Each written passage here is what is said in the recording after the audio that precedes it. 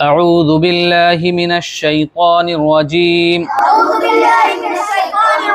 بسم الله الرحمن الرحيم قل يا أيها الكافرون لا أعبد ما تعبدون ولا أنتم عابدون ما أعبد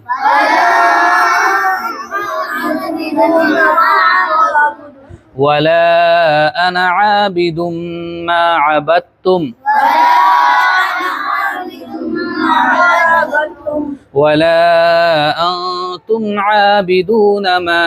أعبد